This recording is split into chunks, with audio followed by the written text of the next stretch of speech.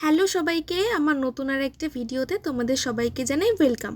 শুভ রথযাত্রার অনেক অনেক শুভেচ্ছা জানাই তোমাদেরকে। বাঙালির কাছে রথযাত্রা মানে হচ্ছে যে ইমোশন, রথ টানা, পাঁপড় ভাজা খাওয়া, জিলিপি খাওয়া, সাথে কিন্তু রথের মেলায় ঘুরতে যাওয়া। তো চলো আজকের ভিডিওটা কন্টিনিউ করি। আমার বাড়িতে যেহেতু জগন্নাথ আর গোপাল দুইজনই রয়েছে, তাই মা কিন্তু আজকে ভোগ করে দেবে ঠাকুরকে।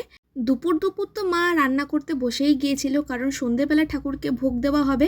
তাই জন্য ফার্স্টে করে নিয়েছিল পায়েস, তারপরে পাঁপড় ভেজে নিয়েছিল, তারপরে 3 রকমের ভাজা ভেজে নিয়েছিল, আর লাস্টে একদম খিচুড়ি।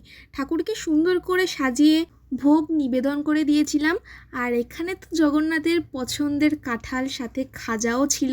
আর যেটা সব থেকে ইম্পর্টেন্ট সেটা হচ্ছে যে পান, কলা আর একটা মিষ্টি দিতে হয় জগন্নাথকে। তারপরে তো প্রসাদ খেয়ে সাজুগুজু করে বেরিয়ে পড়েছিলাম রথের মেলা যাওয়ার উদ্দেশ্যে। আর আমি কিন্তু গিয়েছিলাম মুকুন্দপুরের রথের মেলা। গিয়ে তো দেখি অনেক ভিড়।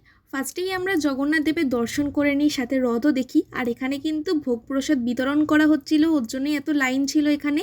তারপরে মেলায় ঢুকি। মেলাতে তো পা রাখার জায়গাই নেই, অনেক ভিড় হয়েছে। যেহেতু রথের দিন, ভিড় হওয়াটা কিন্তু একদম স্বাভাবিক। আর এখানে কিন্তু অনেক রকমের রাইডস বসেছিল, বাচ্চা থেকে বড়দের সবার জন্য। আর মেয়েদের জন্য তো কেনাকাটার দোকান একদম ভরে ভরে ছিল। আর খাওয়া দাওয়ারও কিন্তু বেশ অনেকগুলো স্টল বসেছিল। আর যেটা আমার সব থেকে ফেভারিট, আমি মেলায় গেলে কোনোদিন মিস করি না, সেটা হচ্ছে যে পাপড়ি চাট আর পাঁপড়, সাথে হচ্ছে যে জিলিপি।